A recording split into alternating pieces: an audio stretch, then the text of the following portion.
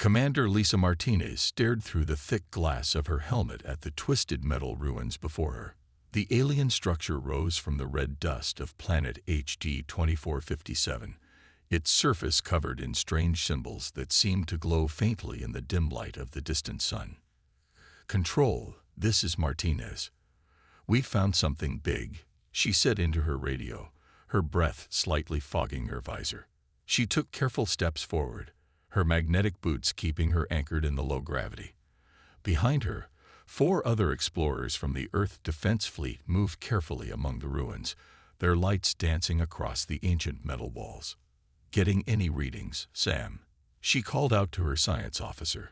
Lieutenant Samuel Wright held up his scanner, its blue light reflecting off his visor. "Yes, Commander. These structures are at least 50,000 years old.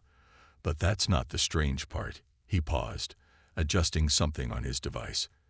"I'm picking up traces of at least 7 different alien materials. This wasn't built by just one species." Martinez felt a chill run down her spine, despite her suit's temperature controls. They had found ruins before, but nothing like this. As she moved deeper into the structure, her lights revealed long corridors covered in different types of writing. Some looked like flowing water, others like sharp geometric shapes, and still others appeared to be made of tiny dots arranged in complex patterns. "Kate, you're our language expert. What do you make of this?" Martinez asked, pointing her light at one of the walls. Lieutenant Kate Foster stepped forward, her camera already recording. "It's incredible," Foster said, her voice filled with wonder. "These are different alien languages, all saying the same thing." She ran her gloved hand over the symbols. They're warnings. All of them." "Warnings about what?" Martinez asked, though something in her gut told her she already knew the answer. Foster's voice grew quieter. "Earth. They're all warning about Earth." The team fell silent. The only sound was their breathing and the soft hum of their suit systems. "Control, are you getting this?" Martinez called out. Static answered her. She checked her communications panel. All signals were being blocked by something.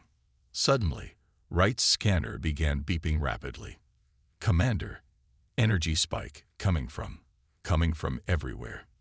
The ruins around them began to hum, and faint lines of light started to trace through the metal walls. Ancient machinery, dormant for thousands of years, was waking up. "Everyone out. Now," Martinez ordered, but before they could move, holographic images filled the air around them. They showed star systems, battle fleets, and planet after planet being destroyed. And at the center of every image was Earth. The images shifted, showing massive alien fleets approaching Earth across different time periods. Each fleet disappeared mysteriously, leaving no trace. The final image showed Earth itself, but something was wrong with it. The planet seemed to pulse with an inner light that shouldn't be there. As suddenly as they had appeared, the holograms vanished. The ruins fell silent once more. "Commander," Wright's voice shook slightly. "I'm getting readings from home. From Sol's system. Something's happening back there too." Martinez looked at her team, their faces barely visible behind their visors, all showing the same mix of fear and confusion she felt. In her 20 years of space exploration, she had never encountered anything like this. "Control, this is Commander Martinez. Emergency priority message," she said as their communication suddenly cleared. "We found something. Something big. And I think Earth might be more than what we thought it was." As they made their way back to their ship, Martinez couldn't shake the feeling that they had just stumbled onto something massive. The warnings were clear. Every alien civilization that had ever tried to conquer Earth had vanished. But why? What was Earth protecting? And more importantly, what would happen now that they had found these warnings? The red dust of HD 2457 swirled around their feet as they walked, and somewhere in the ruins behind them, ancient machines continued their silent watch, waiting for the next visitors to discover their message. "Beware, Earth. They are protecting something." Dr. Henry Brooks sat in his dimly lit office at the Global Space Research Center, surrounded by holographic displays showing data from dozens of alien ruins. His eyes were red from lack of sleep, but he couldn't stop working. Not after what Commander Martinez's team had discovered. "It's all connected," he muttered, taking another sip of cold coffee. The walls of his office were covered with maps of the galaxy, each marking the locations of vanished alien civilizations. Red lines connected them all back to one point: Earth. His computer chimed. A new message from Dr. Susan White, his research partner working on the other side of the world. "Henry, you need to see this," her message read. "I've decoded more of the symbols from the HD 2457 site. These aren't just random empires that vanished. They disappeared in order, like falling dominoes, all pointing toward Earth." He opened the attached files and felt his breath catch. The data showed a clear pattern. Every 5,000 years, like clockwork, another alien civilization would rise, try to reach Earth, and then vanish completely. His phone rang, making him jump. It was Linda Parker from the quantum physics lab downstairs. "Dr. Brooks," she said, her voice tense. "The readings from Earth's core, they're changing. We're picking up energy patterns we've never seen before. They match the quantum signatures we found in those alien ruins." Henry stood up so quickly his chair rolled back and hit the wall. "Send me everything," he said, already pulling up new displays. The data streamed in, showing impossible readings from deep within the Earth. The planet's core wasn't just molten metal as they had always thought. There was something else there, something that pulsed with energy in patterns that matched the warnings they'd found across the galaxy. "Get me Commander Martinez," he said into his phone. "And contact the Defense Council. They need to know what we found." An hour later, he stood before a screen showing Martinez's face, her ship now racing back to Earth. "It's bigger than we thought, Commander," Henry explained, sharing his screens with her. "Earth isn't just a planet. According to these readings, it's more like a shell, built around something ancient and powerful. Every civilization that ever tried to claim it disappeared because they got too close to whatever's inside." "But who built it?" Martins asked. "Who turned Earth into a vault?" Henry shook his head. "That's just it. The records go back further than we can trace. Humanity might not be Earth's first guardians. We might just be the latest in a long line of species chosen to protect whatever's down there." His computer beeped again. More data from the core sensors. The energy patterns were growing stronger. "Something's changing," he said, watching the numbers climb. "Whatever's down there, it's becoming more active. And look at this." He pulled up a star chart. "We're not the only ones who noticed. Every deep space telescope we have is picking up ships, hundreds of them, all headed toward Earth." "The Exarcheth," Martinez said grimly. "They must have found other ruins, other warnings. They're coming to see what Earth is hiding." Henry looked at the data scrolling across his screens. Humanity had spread across their solar system, built mighty ships, and thought they were alone in their part of space. Now they were learning they might be sitting on the biggest secret in the galaxy. "Commander," he said slowly, "I don't think we discovered these ruins by accident. I think whatever's inside Earth wanted us to find them. It's getting ready for something." As if to confirm his words, the lights in his office flickered. Somewhere deep beneath his feet, in the heart of the planet they called home, something ancient stirred in its sleep. The warnings were clear now. Every lost empire had tried to take Earth's secret by force. Now humanity had to decide. Would they defend it or try to uncover it themselves? And what would happen when the Exarcheth arrived, determined to claim what so many others had died trying to reach? Ambassador Peter Walsh stood in the United Earth Council chamber, his heart pounding as he watched the massive holographic display. The Exarcheth ship hung in space like a dark star, its surface covered in patterns that seemed to shift and move. "They're requesting to speak with us," said Communications Officer Laura Mills, her fingers moving across her control panel. "They say they come in peace, but their ship's energy readings suggest they're ready for war. The chamber fell silent as the hologram changed. A tall figure appeared, its body covered in what looked like flowing silver liquid. This was High Commander Zar of the Xarketh Empire, about to make first contact with humanity. People of Earth, the alien's voice was surprisingly smooth, translated by their computers. We have traveled far to meet you. We know what you guard. Peter stepped forward, his diplomatic training kicking in.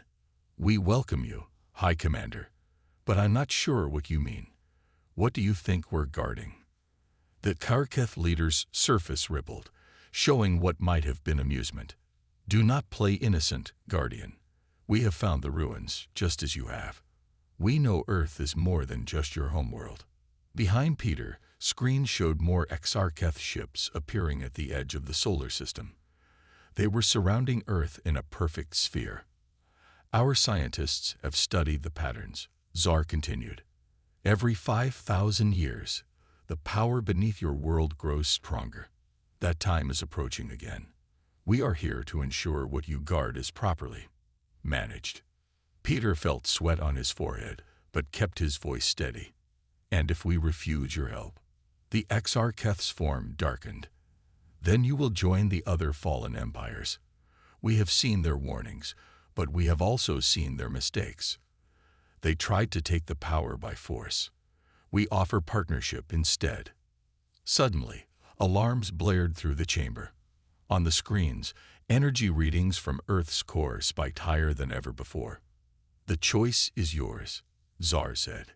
Join us willingly, or we will be forced to take action. Something sleeps beneath your world. It could reshape the universe. It cannot remain hidden forever. Peter looked at the worried faces around him. They had all seen the data, the warnings, the patterns of civilizations that had vanished trying to claim Earth's secret. We need time to discuss your offer, he said carefully. You have one Earth day, Zar replied. After that, we must act. The power grows stronger. Soon it will wake on its own. The hologram vanished, leaving the chamber in tense silence. They're lying, said General Amanda Rice, stepping forward. They don't want partnership. They want what's inside Earth, just like all the others did. Peter nodded slowly. But they're right about one thing. The power is growing. Dr. Brooks' latest readings show it's stronger than ever. Whatever's down there, it's waking up. The screens showed the Xarketh ships moving closer, their weapons clearly visible. Earth's defense fleet looked tiny in comparison. We need to make a choice, Peter said, looking at each council member. Do we fight and risk everything, or do we work with them and risk losing control of whatever we're protecting? Before anyone could answer, the floor trembled slightly. Deep beneath their feet, ancient machinery hummed to life. Earth itself seemed to be making the choice for them. Peter looked at the screens showing the Xarketh fleet, then at the readings from Earth's core. In less than a day, they would have to decide humanity's role in a game that had been playing out for thousands of years. Would they be remembered as the guardians who stood firm, or the ones who gave away the greatest secret in the galaxy? The clock was ticking, and somewhere in the darkness of space, other civilizations watched, waiting to see if Earth's newest guardians would pass the test that so many others had failed. Captain Mary Sullivan stood on the bridge of the Earth defense ship Freedom, watching as her fleet took position around the planet. The Xarketh ultimatum had less than 3 hours remaining, and every sensor showed their ships moving closer. Status report, she called out, her voice steady despite the tension. All defense platforms are online, Lieutenant Daniel Carter replied from his station. But Captain, there's something strange about my readings. I'm kidding. Whispers. Whispers. Mary turned to look at him. Daniel sat rigid in his chair, his eyes unfocused. It's like the ship is talking to me. No, not the ship. Something else. Something deeper. He pressed his hands to his head. It's coming from Earth. Before Mary could respond, alerts flashed across every screen. The ocean levels worldwide were dropping, revealing massive structures hidden beneath the waves. Captain, her sensor officer shouted. Ancient defense systems are activating across the planet. They're not human-made. They look older than our civilization. Mary watched in awe as giant pillars rose from the seas, their surfaces covered in the same symbols they'd found in the alien ruins. Energy began to flow between them, forming a web around the planet. The HFY are responding, someone reported. They're charging weapons. But Mary's attention was on Daniel. Her lieutenant had started glowing with a faint blue light, his eyes now shining with the same energy that flowed through the ancient defenses. "I understand now," he said, his voice oddly calm. "We were chosen. Not just humanity, but certain humans. We can hear it, connect with it. That's why Earth chose us as guardians." The ship's communication system crackled. "This is your final warning," High Commander Zar's voice boomed. "Surrender Earth's secret, or we will take it by force." Mary looked at Daniel. "Lieutenant, if you can really connect with these defenses, we need them now." Daniel nodded and closed his eyes. The blue glow around him grew stronger. Across the planet, the ancient defense pillars pulsed in sync with his heartbeat. Multiple Exarcheth ships approaching. Her tactical officer shouted, "They're launching fighters." But something was happening to the Exarcheth vessels. As they crossed the energy web created by the pillars, their systems began to fail. "It's not just a defense system," Daniel said, his eyes still closed. "It's a key. The ancient guardians built it to protect what's below, but also to test those who come." The Exarcheth failed the test. They came with weapons instead of wisdom. The energy web grew brighter, and one by one, the Exarcheth ships began to disappear, not destroyed, but transported somewhere else, just like all the empires that had come before them. "Captain," Daniel opened his eyes, the glow fading. "There's more. The thing we're protecting. It chose this moment to start waking up because it knew that Exarcheth were coming. It's been waiting for the right guardians, testing every civilization that finds Earth." Mary looked at her screens. The Exarcheth fleet was almost gone. Their mighty ships no match for technology built by civilizations that had vanished before humans first walked upright. "And are we the right guardians?" she asked quietly. Daniel smiled slightly. "We're about to find out. Because now that it's awake, we have to make a choice about what to do with it. And Captain," he paused, looking out at the stars, "I don't think we're the only ones who can hear it calling anymore." The ancient defense systems continued their silent work, protecting Earth as they had for countless ages.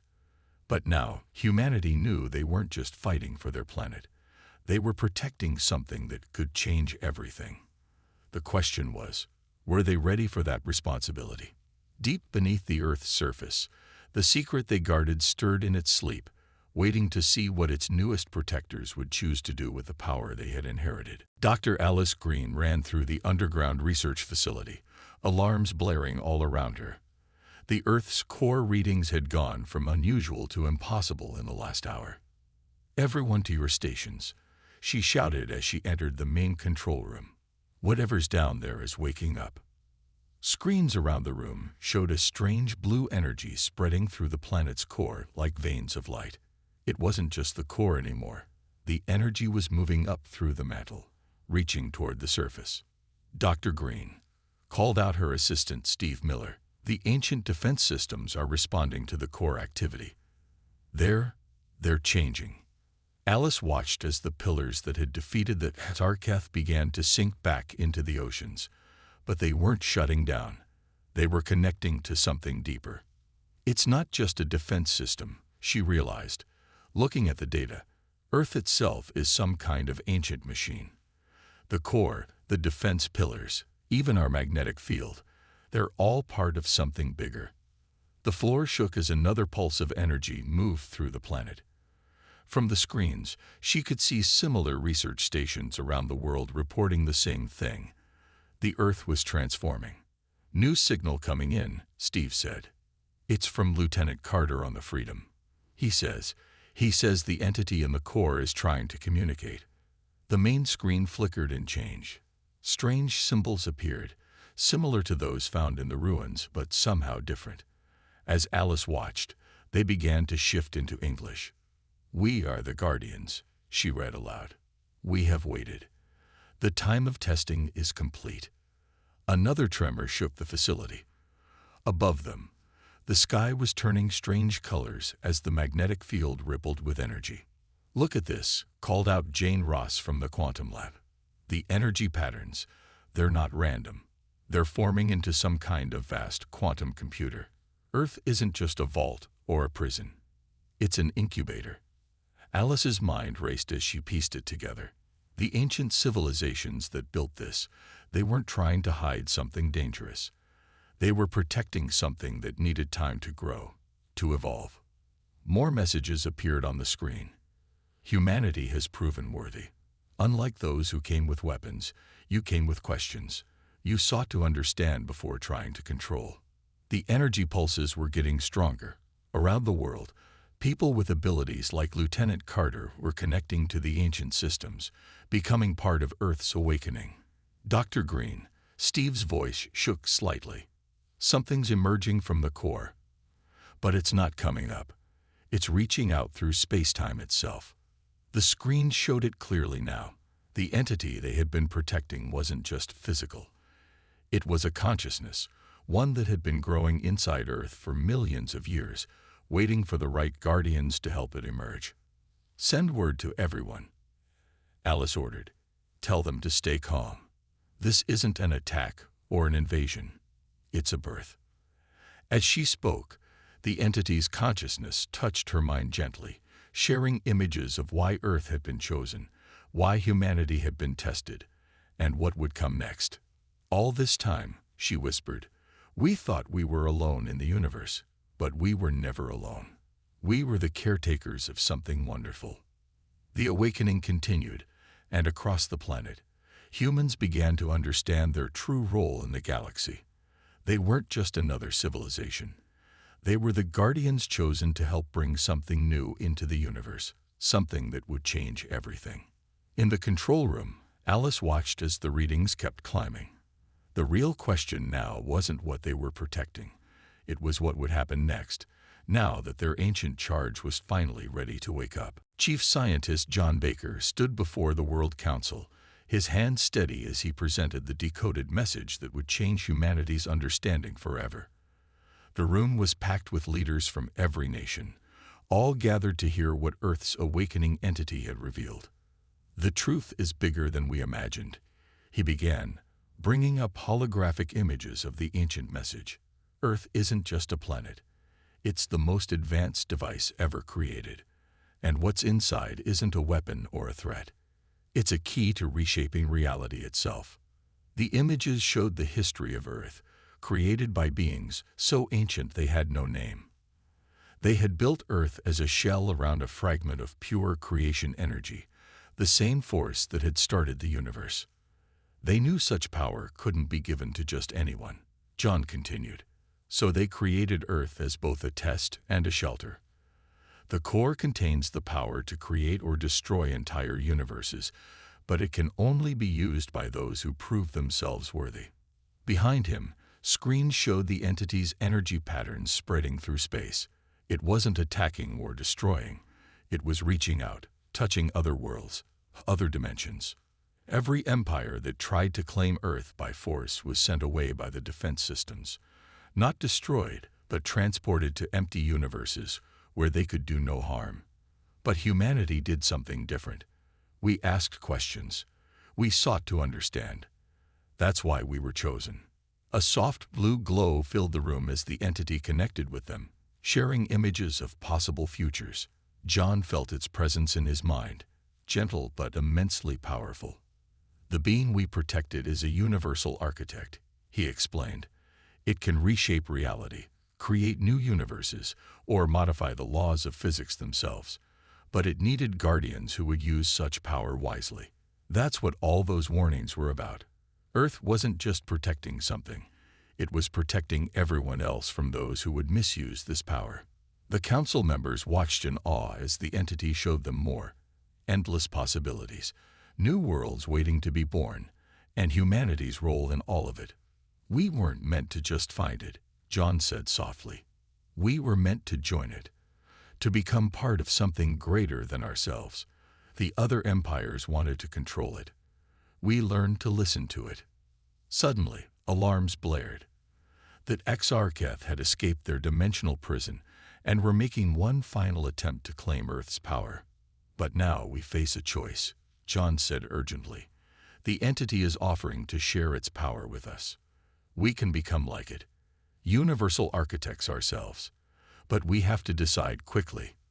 The Exarcheth are coming, and this time they won't come alone. The entity's presence grew stronger, showing them what would happen if the power fell into the wrong hands. Entire universes collapsed, reality itself torn apart by those who sought only to control. Everything we thought we knew about our world, our history, our place in the universe, it was all leading to this moment, John finished. We're not just Earth's guardians anymore. We're about to become guardians of reality itself. The council chamber fell silent as the truth sank in. Humanity had never been alone. Earth had never been just their home. It had been their test, their teacher, and now it offered them a chance to become something more than they had ever dreamed possible. Above them, the sky shimmered with new colors as the entity continued its awakening. The time for secrets was over. Now they had to decide what to do with the truth they had helped protect for so long. Commander Lisa Martinez stood on the bridge of her ship, watching as the massive Exarcheth fleet emerged from hyperspace. They had brought reinforcements from a dozen conquered civilizations, their ships darkening the space around Earth. This is your final chance. High Commander Czar's voice boomed across all channels. Surrender the Universal Architect, or we will take it by force. Lisa looked at Lieutenant Daniel Carter, who now glowed with steady blue light, his connection to the entity growing stronger by the minute. "What do you see?" she asked him. "They don't understand," Daniel said softly. "The power can't be taken. It has to be shared." That's what the entity was waiting for, someone who would share the power instead of hoarding it. The entity's presence filled their minds, showing them the true choice they faced. They could release its power to everyone, not just humanity, but doing so would change the universe forever. Or they could keep it hidden, protected, but risk endless wars as others try to claim it. "All ships, battle positions," Lisa ordered, but even as she spoke, she felt the entity offering a third choice. The Exarcheth ships opened fire, their weapons blazing across space. But before the shots could hit Earth's defenses, time itself seemed to pause. "We don't have to fight," Lisa realized, understanding what the entity was showing her. "We can show them the truth." She nodded to Daniel. The lieutenant closed his eyes, and through his connection, the entity reached out. Every person in every ship, human and alien alike, suddenly felt its presence. They saw what the ancient builders had intended, not a weapon or a prize to be won, but a gift meant for all life. The power to create, to reshape, to build new worlds and new possibilities, but only for those who would use it wisely, sharing it with all who were ready. The Exarcheth weapons fell silent as understanding spread through their fleet. High Commander Czar's next transmission held none of its previous threat. We were wrong," the alien leader said. "We thought power had to be taken. We never imagined it could be shared." Lisa smiled as she watched the energy patterns spreading between the ships, connecting all of them to the entity and to each other. "That's why Earth was chosen," she said, "not because we were stronger or smarter, but because we were willing to learn, to question, to share." The entity's power flowed freely now, touching every mind, every ship, every world. It showed them how to reshape reality without destroying what already existed, how to create without consuming, how to build new universes while preserving the old. "The warnings weren't just about Earth," Daniel said, opening his eyes. "They were about this moment, when life would finally learn to grow beyond conquest and control." Around Earth, the ancient defense systems transformed into bridges between worlds. The Exarcheth ships moved closer not as invaders but as allies. Other civilizations, drawn by the entity's call, began arriving to join the gathering. Lisa looked at her homeworld. Glowing with newfound power and purpose, they had protected something greater than they'd ever imagined. Not just a power source or a weapon, but the key to unlocking life's true potential. "Send word to Earth," she ordered. "Tell them it's done. The age of secrets is over. The age of sharing has begun." As her words spread across space, the entity's power flowed through all of them, remaking the universe not through destruction, but through unity. The Lost Empire's warnings had served their purpose, protecting this moment until life was ready for it. Earth was no longer just a guardian of power. It had become a beacon of hope, a symbol of what was possible when wisdom overcame fear and sharing overcame conquest. The choice they had made would echo through all the universes to come.